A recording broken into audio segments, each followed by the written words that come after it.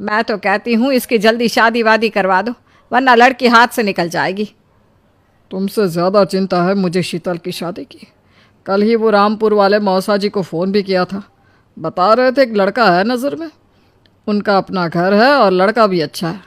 अरे तो फिर बस बात चलाओ ना, एक बार देखे तो सही लड़का और घर बार कैसा है। कौन से लड़की की बात चल रही है यहाँ?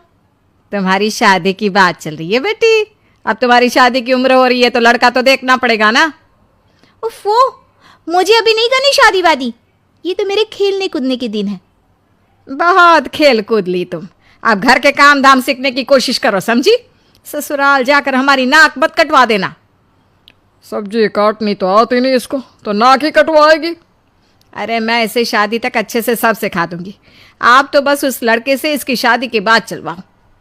कुछ दिनों बाद कुणाल और उसकी माँ शीतल को देखने घर आते हैं।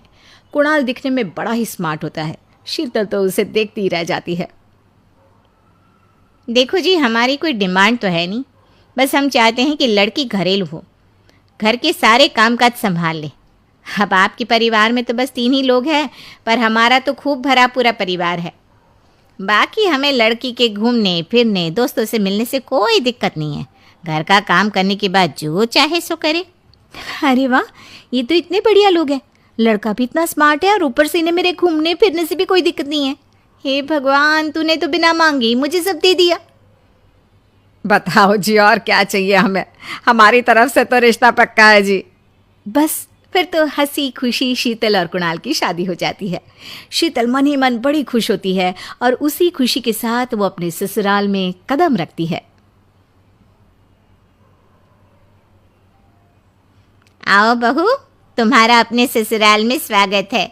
ये मिलो अपने परिवार से, ये तुम्हारे ससुर जी, तुम्हारी ननद सुनीता और गीता, सुनीता के पति राजेश और उनके 2 बच्चे राजू और चिंटू, ये ना हमारे साथ यहीं रहते हैं। ये तुम्हारी दादी सास हैं और बाकी लोग अभी बाहर गए हुए हैं। इतने सारे लोग, ये सब यहीं रहते हैं इस घर में? अरे अभी तो मेरे देवर देवरानी और उनके 3 बच्चे यहाँ नहीं है, उसके मायके में भी शादी थी ना, तो बस वहीं गई है, कल तक आ जाएंगे। हे भगवान, ये घर है या धर्मशाला? ये सब एक साथ इस घर में कैसे रहते हैं? मुझे तो पता ही नहीं था इनका इतना बड़ा परिवार है। अब समझी कि कोई डिमांड क्यों नहीं की इन्होंने, ये सब चाल चले मेरे साथ। अरे बहू, खड़े खड़े क्या सोच रही हो? चलो अपने कमरे में जाकर आराम करो। जी माँ जी। अगले दिन शीतल का ससुराल में पहला दिन होता है। शीतल रसोई में जाकर सबके लिए खीर बनाने लगती है, तभी उसके ननद सुनीता आती है।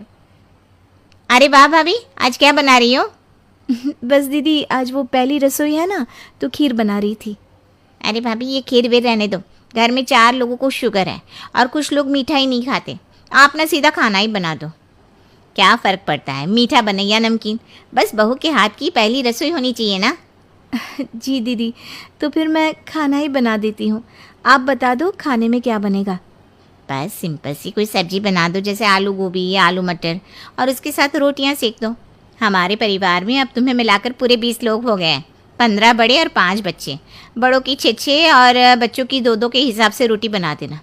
चलो मैं चलती हूँ, सब देख लेना। हाँ, बड़ों की 6-6 रोटी, मतलब कि 15 लोगों की 90 रोटियाँ, और बच्चों की 2-2 रोटी, मतलब 5 बच्चों की 10 रोटियाँ। 90 और 10 मतलब कुल मिलाकर 100 रोटियाँ। हाय, मैं तो मर गई, 100 रोटी अकेले कैसे बनाऊंगी? माँ, ये तुमने मेरी शादी कहाँ कर दी?